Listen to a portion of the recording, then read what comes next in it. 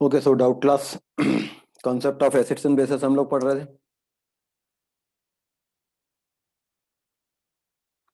What is an associated liquid? अगर कोई liquid hydrogen bonding है रखता है, इंटरमॉलिक्यूलर हाइड्रोजन बॉन्डिंग रखता है, then it is called associated liquid. जब इंटरमॉलिक्यूलर हाइड्रोजन बॉन्डिंग होती है then it is called association. तो ऐसे लिक्विड्स एसोसिएटेड लिक्विड्स कहलाते हैं।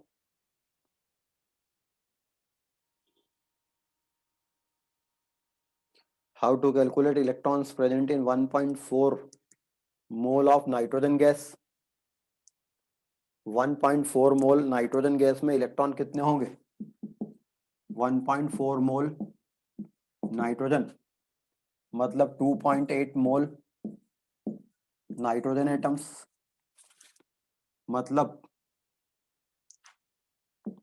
2.8 into 6.023 into 10⁻23 nitrogen atoms.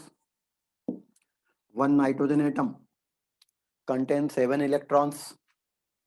2.8 into 6.023 into 10⁻23 into 7 electrons, total electron इतने होंगे इसमें।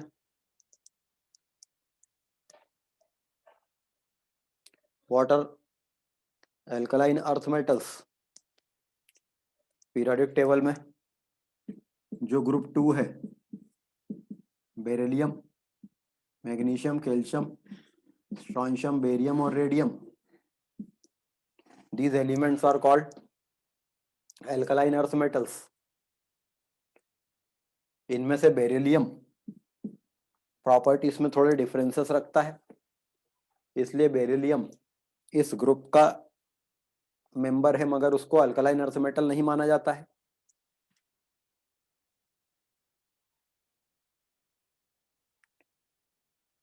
Why alkali metals doesn't show metallic character? ये किसने कहा कि alkali metal metallic character show नहीं करते हैं? Alkali metals are highly metallic, वो प्योरली मेटालिक कैरेक्टर शो करते हैं। Why phosphorus cannot form pH5? Phosphorus pH5 क्यों नहीं बनाता है? फॉस्फोरस में अगर pH5 बनाना है तो उसको कौन सा हाइब्रिडाइजेशन करना पड़ेगा?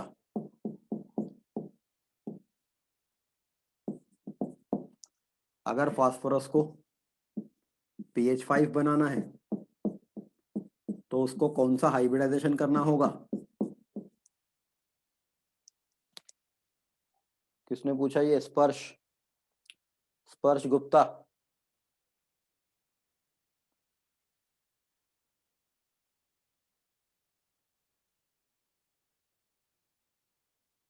स्पर्श गुप्ता।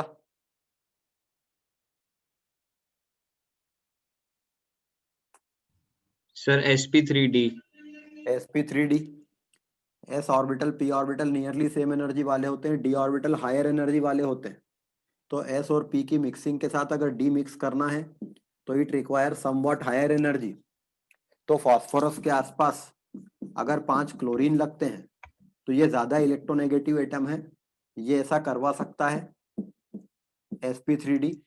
हेंस फास्फोरस के आसपास 5 क्लोरीन लग सकते हैं, बट हाइड्रोजन उतना इलेक्ट्रोनेगेटिव एटम नहीं है, इसलिए हाइड्रोजन जब आता है तो वो फास्फोरस को sp3d हाइब्रिडाइज नहीं करा पाता है।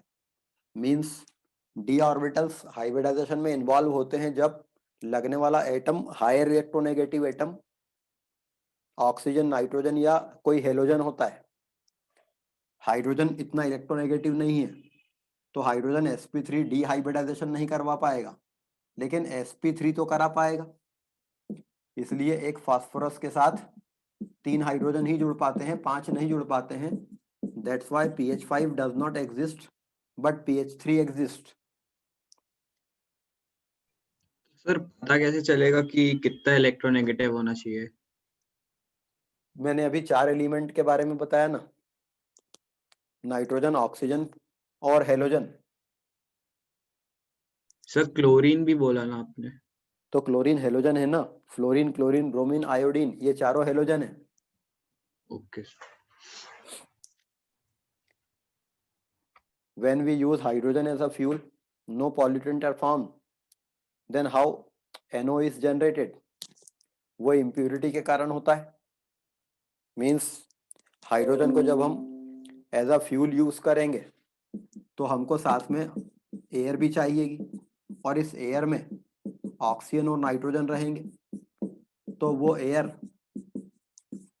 हाइड्रोजन के कंबशन से निकलने वाली हीट हमें फ्यूल के रूप में प्राप्त होगी। But some of the reaction at high temperature oxygen और नाइट्रोजन भी कर लेते हैं। मतलब आप हाइड्रोजन को एज अ फ्यूल यूज करोगे तो ऑक्सीजन यूज करोगे, प्योर ऑक्सीजन यूज करने के बजाय आप एयर यूज करोगे, उस एयर में नाइट्रोजन है।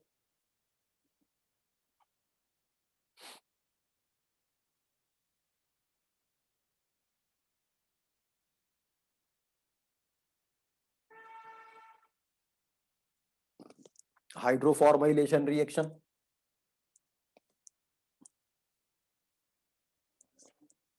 अगर किसी एल्कीन से H2 और CO की रिएक्शन होती है, मतलब वाटर गैस की, तो ये हाइड्रोजन है और ये एक फॉर्माइल ग्रुप लगा देती है, जिस CHO group is formyl group. तो इस कार्बन पर एक हाइड्रोजन लग गया है, इस कार्बन पे एक फॉर्माइल ग्रुप लग गया है। This reaction is called hydroformylation reaction. मतलब एक कार्बन पर हाइड्रोजन और दूसरे पर फॉर्माइल ग्रुप का लग जाना। This group CHO is formyl group. तो इस कार्बन पर हाइड्रोजन लगा है, इस कार्बन पर फॉर्माइल ग्रुप लगा है, इसलिए इस रिएक्शन को हाइड्रोफॉर्माइलेशन रिएक्शन कहते हैं।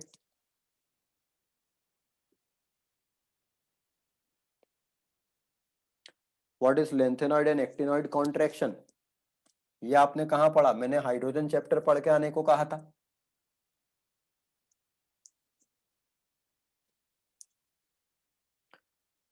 What is zeolite? Again zeolite भी अभी कहाँ पढ़ा? अभी मैंने सिर्फ हाइड्रोजन चैप्टर पढ़ के आने को कहा था। In the lecture you have written the reaction of NaH plus D2O. So what is D here?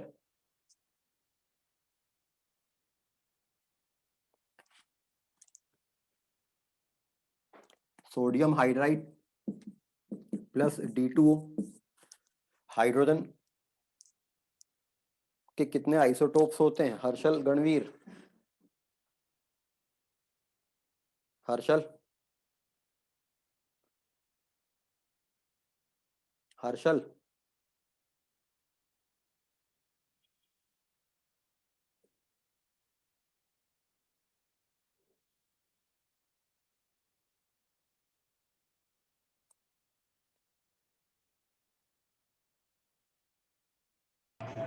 Sir protium, deuterium and tritium.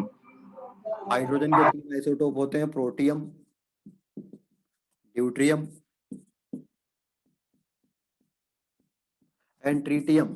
तो this D stands for deuterium. तो ये जैसे प्रोटियम होता तो H2O बनाता, ड्यूट्रियम होता तो D2O बनाएगा, ट्रिटियम होता T2O बनाएगा। मतलब वाटर 3 टाइप के होंगे, H2O, D2O, T2O।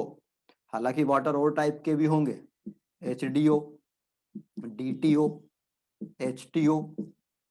Means combination आप बना सकते हैं। ये सब वाटर हैं। ये जो H रहता है ये सोडियम मेटल से जुड़ा है, इसलिए H नेगेटिव H है, -1 ऑक्सीडेशन स्टेट है। पर D2O के अंदर जो D है वो प्लस पे है, तो यहाँ से हमको एक H माइनस और एक D प्लस जुड़कर HD मिलेगा। ये HD क्या कहलाएगा? ये HD क्या है? What is this HD?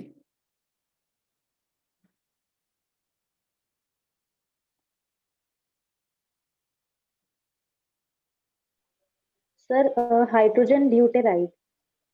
Hydrogen deuteride बोल लो या फिर ये हाइड्रोजन गैस ही है। मीन्स हाइड्रोजन को लिखते हैं हम H2, अब उसमें दोनों प्रोटियम होते हैं तो हम लिख सकते हैं HD या D2 या T2, ये सब हाइड्रोजन है।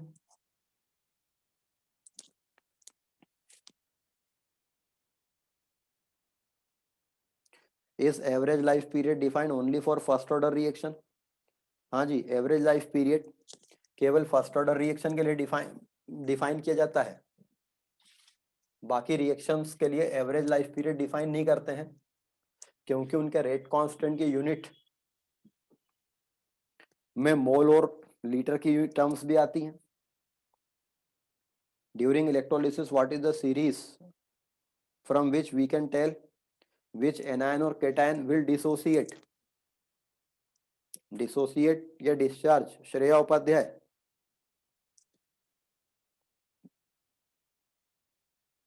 Yes, sir, discharge. डिस्चार्ज। ये हम लोग 12th क्लास में इलेक्ट्रोकेमिस्ट्री चैप्टर पढ़ेंगे, तब आपको पता चलेगा केटायन और एनायन की कौन प्रेफरेबली डिस्चार्ज होगा। तो फिलहाल तो मैंने उस लेक्चर में जो बताया था उसमें OH और Cl का बताया था कि जब OH और Cl दोनों एनोड पर पहुंचते हैं तो Cl डिस्चार्ज होता है, OH नहीं होता है। बाकी और दूसरे एनायन के बारे में आपको बाद में पता लगेगा। What is zeolite and how zeolite is regenerated? Zeolite जो रहते हैं ये सोडियम एल्यूमिनो सिलिकेट होते हैं। बेसिकली रॉक्स होती हैं जो SiO4 नेगेटिव एनायन के साथ में सोडियम आयन और एल्यूमिनियम आयन केटायन के फॉर्म में रहते हैं। मतलब ये SiO4 का एक लैटिस है, सिलिकेट लैटिस है, और इस सिलिकेट लैटिस में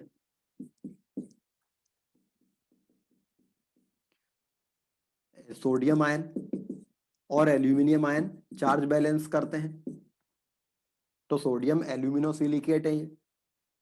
अब ये जियोलाइट रॉक है, इसके ऊपर जब हार्ड वाटर फ्लो होता है तो हार्ड वाटर में कैल्शियम आयन और मैग्नीशियम आयन होते हैं, जिसके कारण वाटर हार्ड होता है।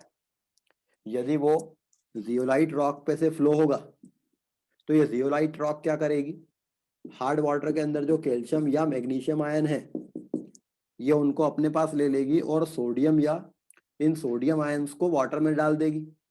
मतलब वाटर का कैल्शियम इस रॉक में चला गया और वाटर का जियोलाइट रॉक में चला गया और उसका सोडियम वाटर में आ गया। तो इस रॉक के ऊपर से जब वाटर फ्लो होगा तो input water calcium magnesium ion रखेगा, बट यहाँ पर आयन एक्सचेंज हो जाएगा। तो आउटपुट वाले वाटर में इन प्लेस ऑफ कैल्शियम और मैग्नीशियम आयन सोडियम आयन रहेंगे और इसके कारण वाटर हार्ड नहीं रहता है। तो when hard water flows on the zeolite it becomes soft water. मतलब अगर हम जियोलाइट के इस सिलिकेट फ्रेमवर्क और इस एल्यूमिनियम आयन को Z से इंडिकेट करें तो ये Z एक इंडिकेशन है for the silicate and aluminium framework, और सोडियम को अलग रखें। तो suppose Na2Z is the symbol of zeolite. Actually Z कुछ नहीं, सिंबल है बस, ये रॉक का सिंबल है वो। तो सपोज ये जियोलाइट है, इस पे हार्ड वाटर फ्लो हुआ तो उसने क्या किया, कैल्शियम आयन खुद रख लिए और सोडियम आयन वाटर में डाल दिए। तो this was hard water and it becomes now soft water. Similarly, this zeolite rock will exchange magnesium ion also.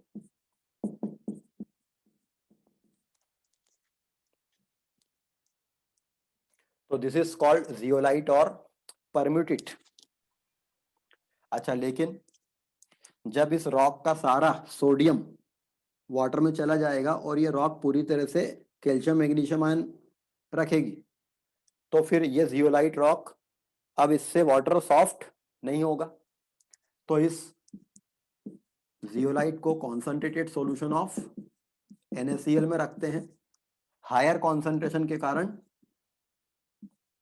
Sodium फिर से जियोलाइट में चला जाता है, कैल्शियम अलग हो जाता है। तो इस तरह से जियोलाइट को रीजनरेट कर लिया गया।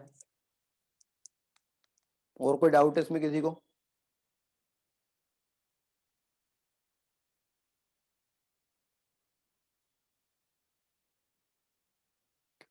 Please explain the reaction of peroxo disulphuric acid with H2O via Lewis structure.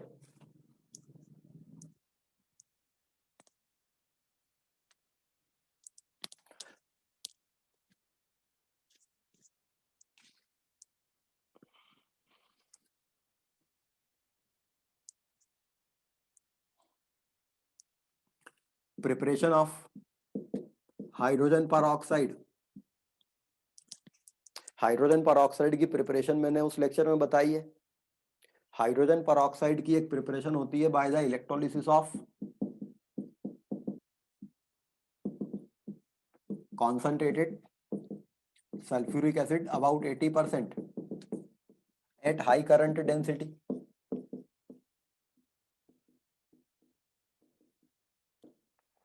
जब कॉन्सेंट्रेटेड सल्फ्यूरिक एसिड को हाई करंट डेंसिटी पर इलेक्ट्रोलाइज करते हैं तो मीडियम में सल्फ्यूरिक एसिड ब्रेक होता है, H+ आयन और हाइड्रोजन सल्फेट आयन देता है। वाटर भी ब्रेक होता है, H+ आयन और OH- आयन देता है। कैथोड पर H+ आयन जाते हैं, कैथोड पर इलेक्ट्रॉन लेकर हाइड्रोजन गैस बन जाते हैं।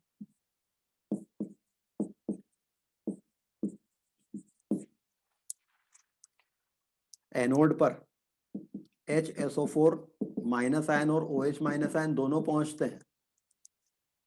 अब इन दोनों में से एनोड पर ऑक्सीडाइज कौन होगा?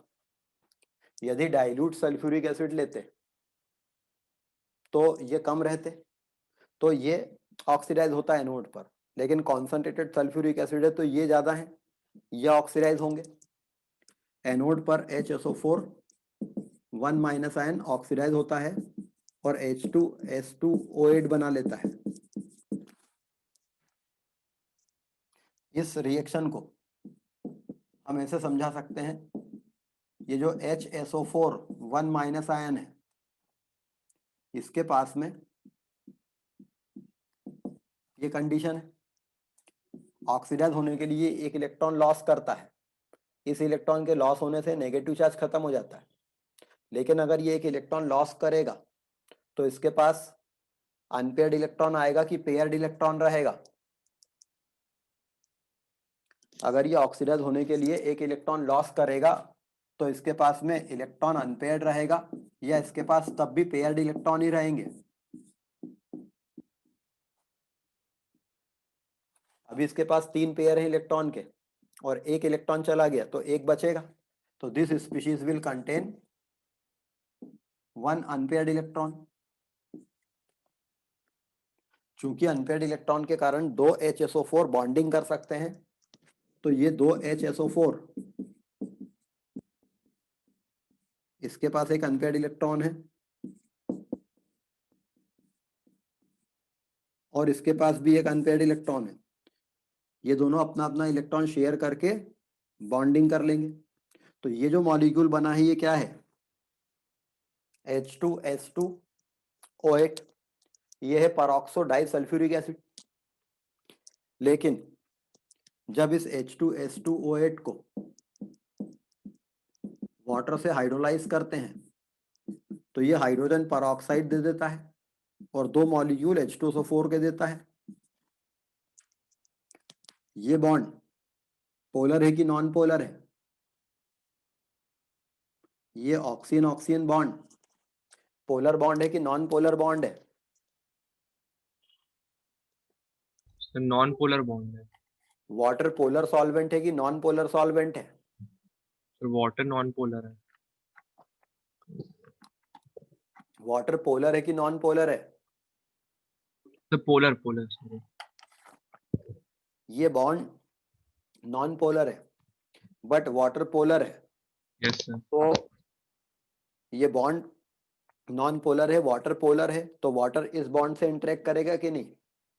नहीं सर, नहीं करेगा। नहीं करेगा, पोलर पोलर से इंटरेक्ट करता है, तो वाटर इस बॉन्ड से इंटरेक्ट नहीं करेगा, वो इस बॉन्ड से इंटरेक्ट करेगा कि नहीं। ये बॉन्ड कैसा है, पोलर है कि नॉन पोलर है?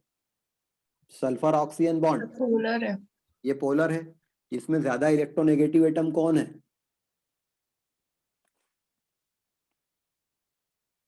सल्फर और ऑक्सीजन में ज्यादा इलेक्ट्रोनेगेटिव एटम कौन होता है? Oxygen. Sir oxygen. Oxygen. So this will acquire partial negative, this sulfur will acquire partial positive. अच्छा, वाटर H प्लस आयन और OH माइनस आयन रहता है। वाटर की जो पोलैरिटी होती है वो H प्लस OH माइनस रहती है। तो जब वाटर इस बॉन्ड को तोड़ेगा तो वाटर का इस ऑक्सीजन को H मिलेगा कि OH मिलेगा? एच। H मिलेगा, क्योंकि ये नेगेटिव है तो वाटर का पॉजिटिव एंड उसकी तरफ अट्रैक्टेड रहेगा, तो वाटर भी ब्रेक होगा। और वाटर जब ब्रेक होगा तो वाटर का H इस O को मिलेगा, सल्फर को OH मिलेगा। ऐसे ही ये बॉन्ड जब ब्रेक होगा और वाटर भी ब्रेक होगा तो वाटर का H इसको मिलेगा, OH इसको मिलेगा। तो ये बॉन्ड लेकिन ब्रेक नहीं होगा। तो जब ये बॉन्ड ब्रेक नहीं हुआ तो इस O को एक H मिला है, ये बॉन्ड ब्रेक नहीं हुआ है और इसको एक H मिला है, तो ये क्या बन जाएगा? H2O2। इस सल्फर को एक OH मिला है तो ये क्या बन जाएगा? Sulphuric acid. इसको भी ये भी बन जाएगा सल्फ्यूरिक एसिड। तो ये रिएक्शन मैंने एक्सप्लेन की थी वहां पर कि ये कैसे होती है। और हाइड्रोजन परऑक्साइड कैसे प्रिपेयर होता है, H2O2।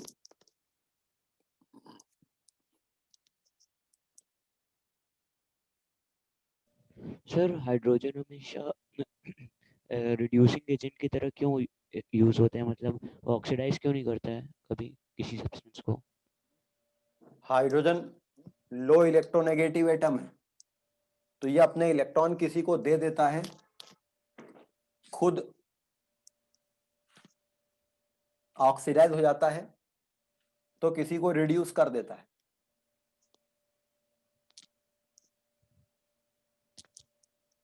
मगर मान लीजिए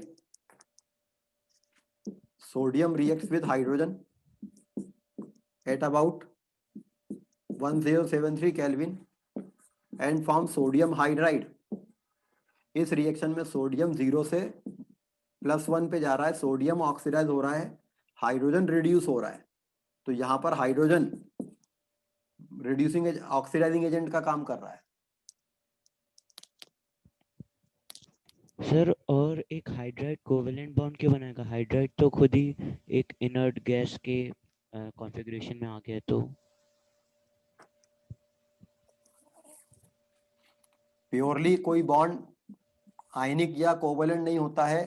कैटायन एनायन के इलेक्ट्रॉन क्लाउड को पुल करता है तो बॉन्ड में थोड़ा कोवेलेंट नेचर आता है। तो बॉन्ड्स हमेशा कोवेलेंट और आयनिक के बीच के होते हैं।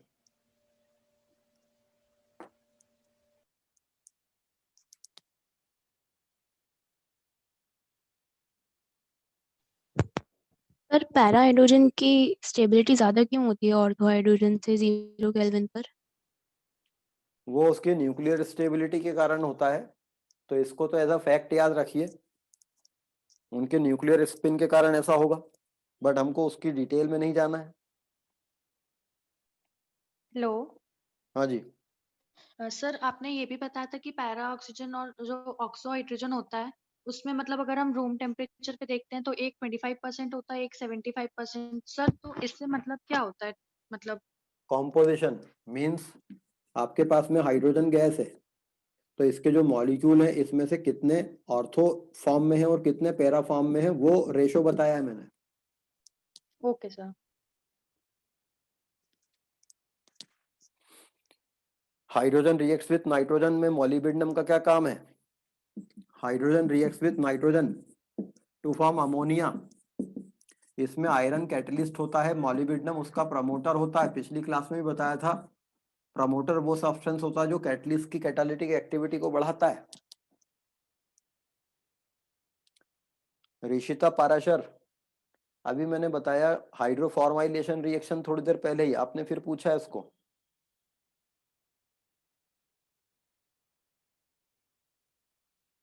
सिंथेटिक रेजिन मेथड,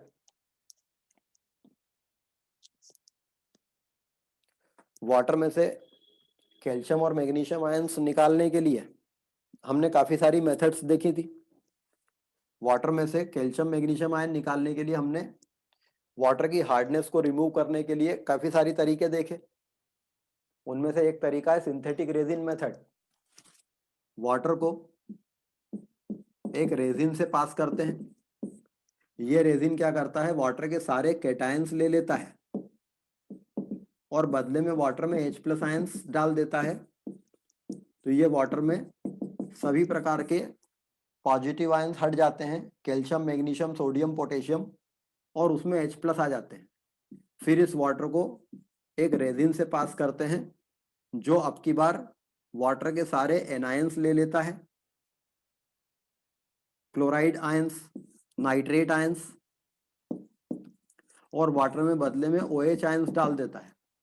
तो अब इस वाटर में सभी प्रकार के कैटायन एनायन हट गए, सिर्फ H+ और OH- आयंस बचे हैं। This is the pure demineralise water. इसमें किसी भी प्रकार का कोई मिनरल नहीं है। तो ये रेजिन्स, सिंथेटिक रेजिन्स कुछ ऐसे होते हैं जो कैटायन एक्सचेंज या एनायन एक्सचेंज करते हैं।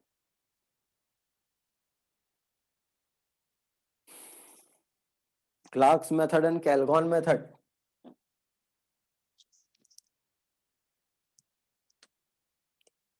वाटर की हार्डनेस रिमूव करना है। वाटर में कैल्शियम का बाइकार्बोनेट के कारण हार्डनेस है। यदि हम इसमें क्विक लाइम मिला देंगे तो ये कैल्शियम कार्बोनेट प्रेसिपिटेट कर देगा और इस तरह से वाटर में कैल्शियम या मैग्नीशियम हट जाएगा। This is the Clark's method of removing hardness of water.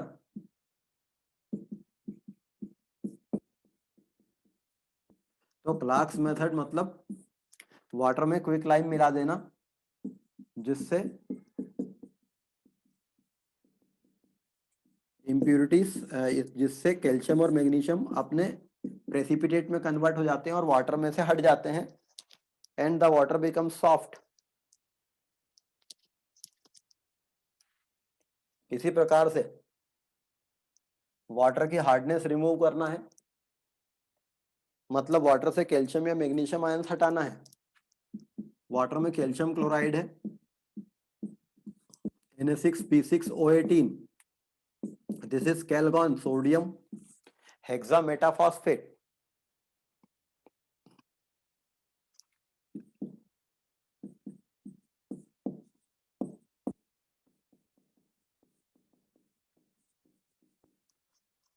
ये कैलगॉन है, सोडियम हेक्सामेटाफॉस्फेट।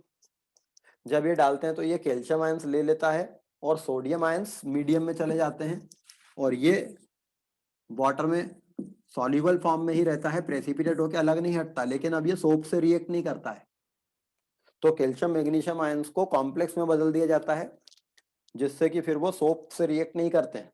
ये कैलगॉन मेथड है।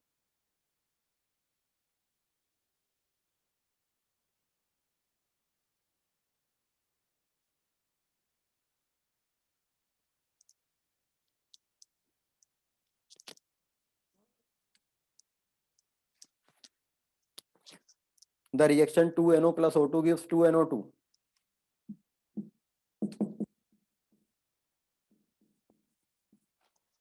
Is second order with respect to NO and first order with respect to O2.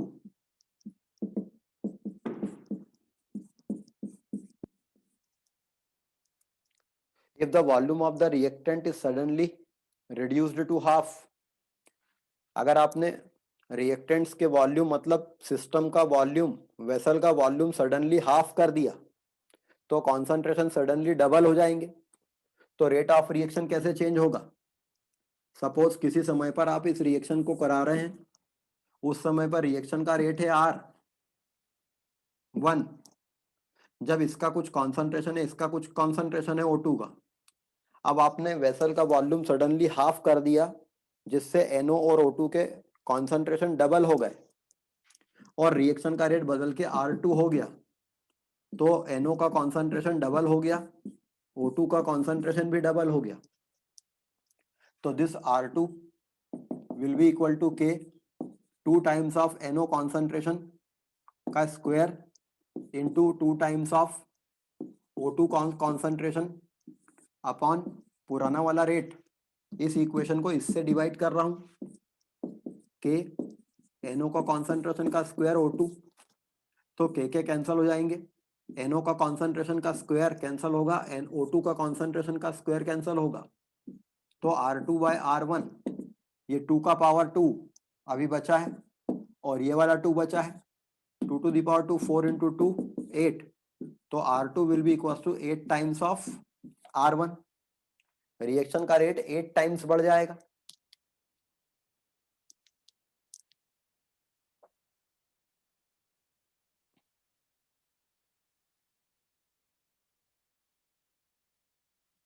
The reaction of hydrocarbons with H2,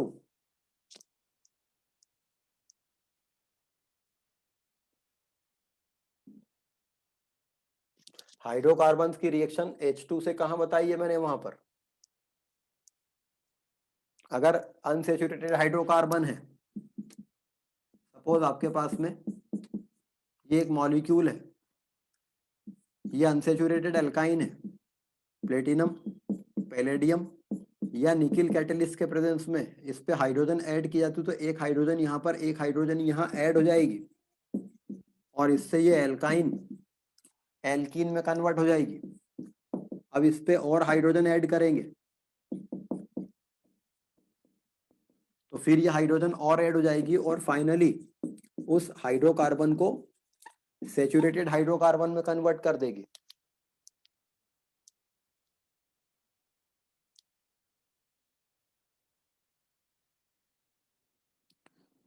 कुछ reactions में 3/4 life period दिया है, उसका direct formula क्या है? 3/4 लाइफ पीरियड मतलब 3/4 of the reactant is convert into product, मतलब 1/4 is left. पर आपने ये नहीं बताया कि वो रिएक्शन कौन से ऑर्डर की है।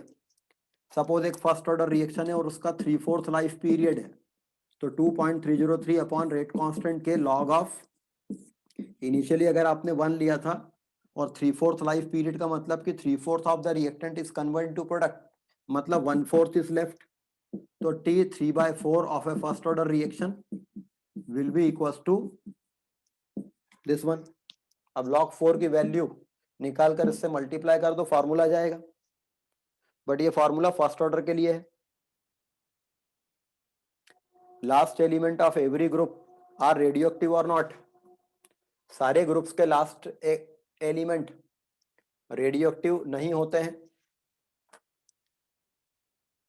पीरियोडिक टेबल में लेड एटॉमिक नंबर 82 के बाद में आने वाले एलिमेंट सारे रेडियो एक्टिव हैं।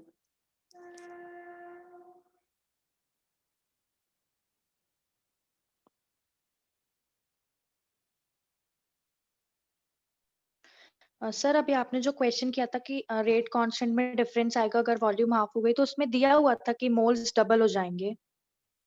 मैंने ये नहीं कहा कि रेट कांस्टेंट में डिफरेंस आएगा, रेट कांस्टेंट तो के ही था इसलिए कट गया था। वॉल्यूम आधा हो जाता तो कॉन्सेंट्रेशन डबल नहीं होता क्या? Yes sir. वॉल्यूम आधा कर दिया तो चीजों के कॉन्सेंट्रेशन तो डबल हो जाएंगे ना, क्योंकि मोल तो फिलहाल उतने ही थे। कॉन्सेंट्रेशन क्या होता है? Number of mole upon volume in litre. अब वॉल्यूम डबल करेंगे तो कॉन्सेंट्रेशन आधा हो जाएगा, अगर मोल चेंज नहीं हुए हैं तो।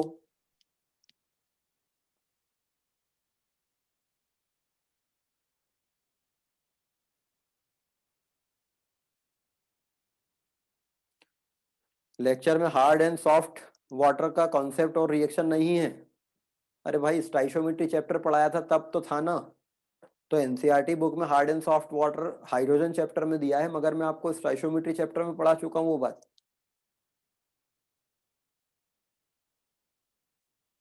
Where we can find concept of acid and basis topic in NCERT.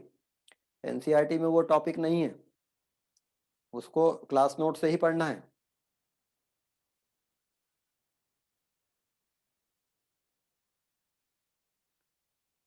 Water के आइसोमर्स को यूज कर सकते हैं उसकी प्रॉपर्टीज के बेसिस पर। वाटर के आइसोमर्स मींस आइसोटोप्स, हाइड्रोजन के जो है उसको यूज कर सकते हैं। D2O हेवी वाटर है,